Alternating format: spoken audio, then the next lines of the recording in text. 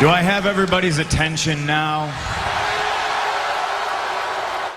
Yo les amis, bienvenue sur Catch Trap, la chaîne on parle 4, aujourd'hui review du Royal Rumble, les pronostics du Royal Rumble 2021. Et avant de commencer cette vidéo, j'aimerais vous demander de liker, de commenter, de vous abonner, de partager, extrêmement important pour développer cette chaîne. On va au devant les amis, on y arrivera aux 200 abonnés avant la fin janvier. Royal Rumble, enfin la route de WrestleMania s'ouvre ce dimanche et je suis archi content parce que moi mes shows préférés c'est Royal Rumble, les Survivor Series et WrestleMania. Donc le Royal Rumble dans tous les cas c'est toujours un bon show. On s'amuse toujours. Le concept du Rumble fait qu'on s'amuse toujours. C'est toujours un plaisir de regarder Rumble. Mais là sans public ça va être compliqué, ça va être différent. Mais on va voir ensemble. On commence avec le premier match annoncé. Charlotte et Asuka défendront leur titre par équipe contre Shayna Baszler et Nia Jax. Donc c'est un match, pour moi c'est le match de derrière les fagots hein. Donc match qui a été annoncé à la dernière minute, tout simplement parce que Shayna Baszler et Nia Jax ont perdu les titres contre Asuka et Charlotte et Asuka au TLC, je crois, à TLC.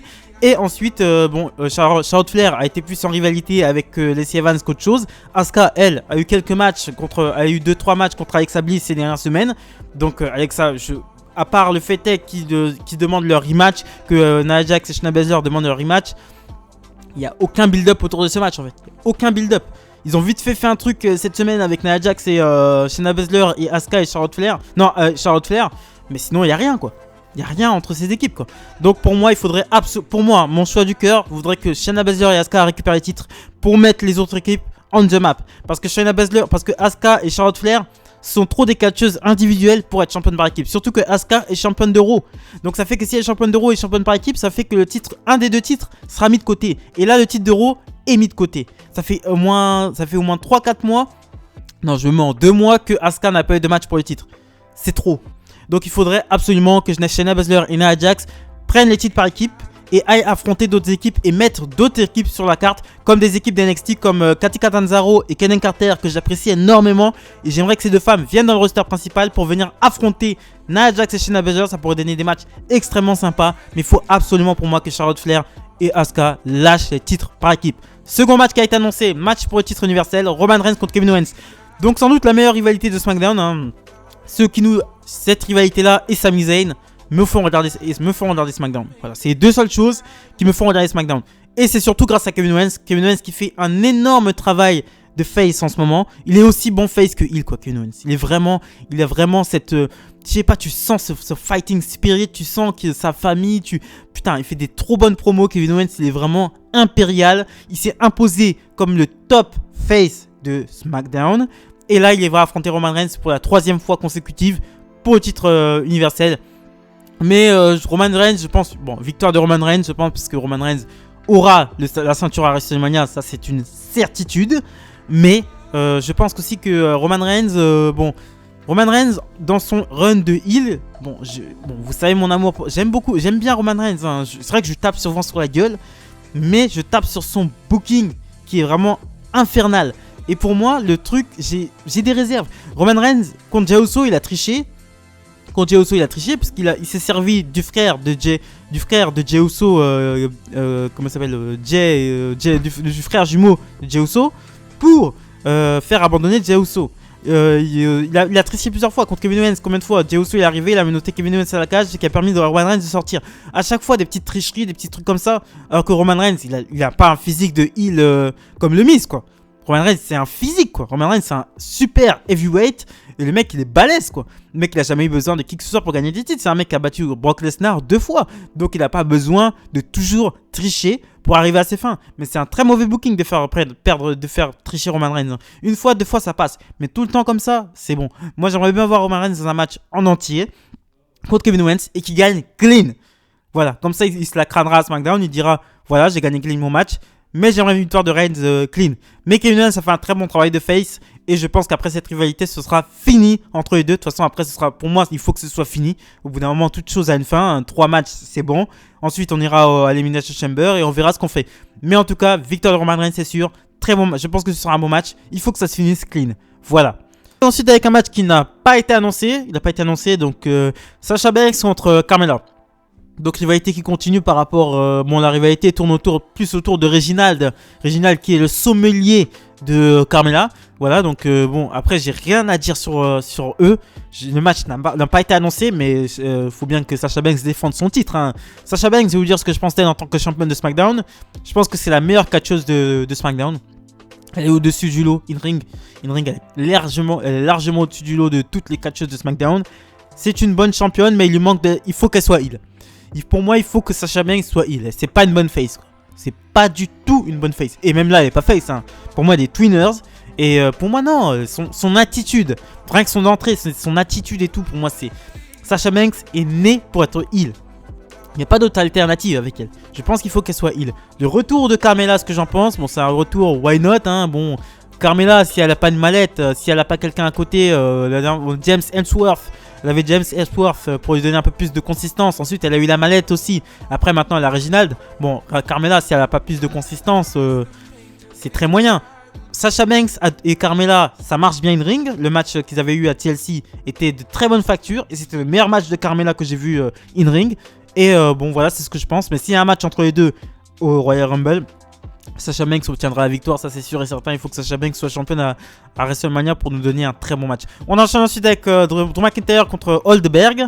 Match qui a été match pour le titre de la WWE. Donc c'est un match improbable, hein, je m'y attendais vraiment pas du tout.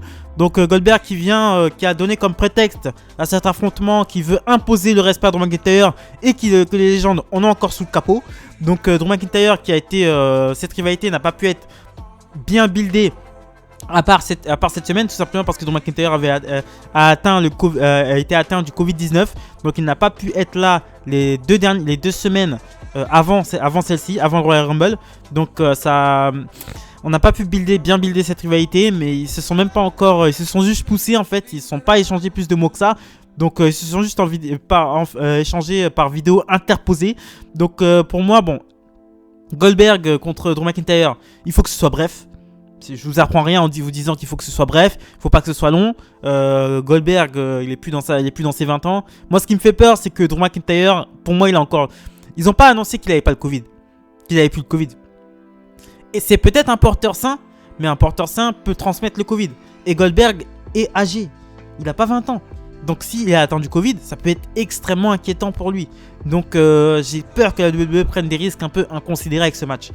J'ai peur qu'ils vont sur une route qu'ils sont pas prêts à l'arrivée. Ils sont pas prêts à ce qui va lui arriver, ce qui vont leur arriver.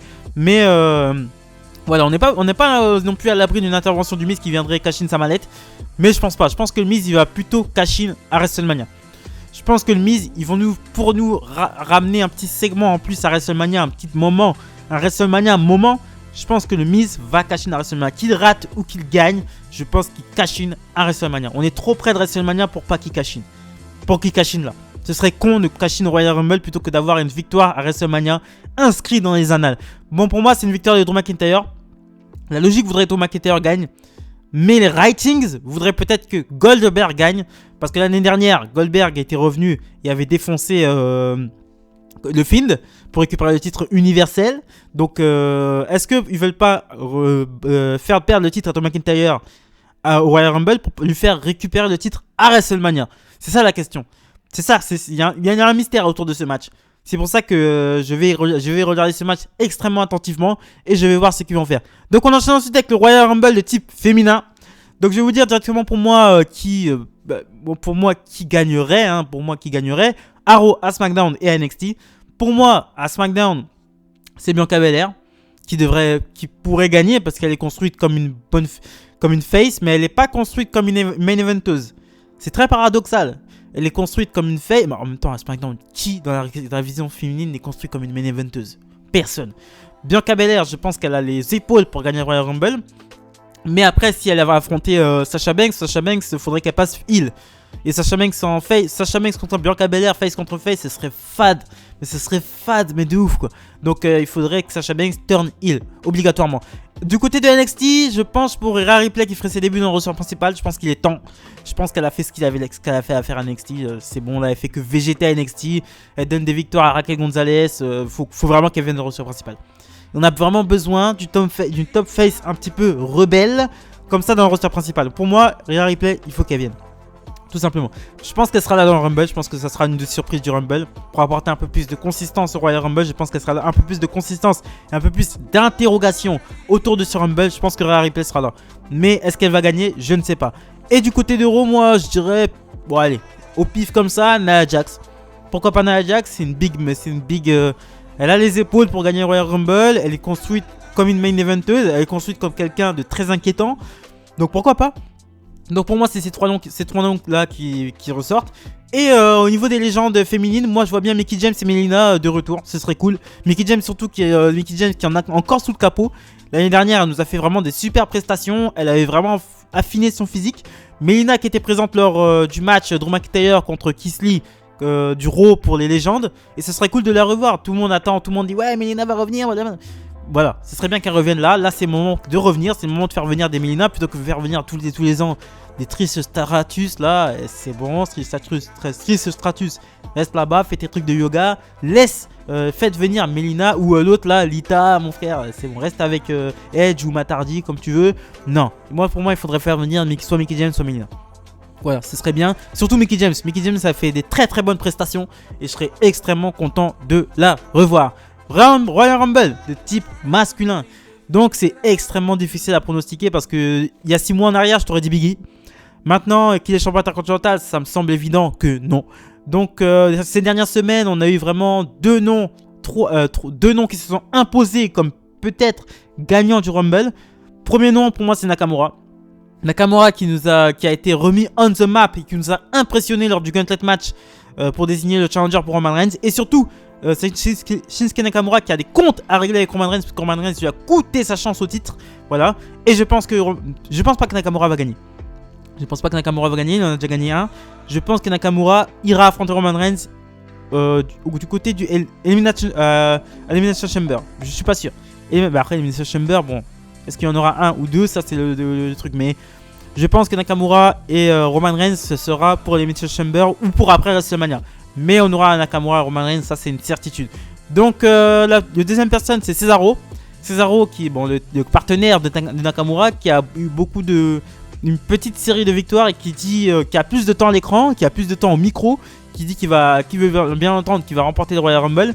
Et aussi nous avons pour moi Edge qui nous a annoncé sa future participation au Royal Rumble à Raw cette semaine et qui nous a fait part de ses envies de titre. Donc Edge ce serait une belle histoire parce que Edge a gagné son titre à WrestleMania, a gagné le titre poids lourd contre Jericho à WrestleMania 37. Il avait perdu le lendemain, une semaine après à Raw. Excusez-moi.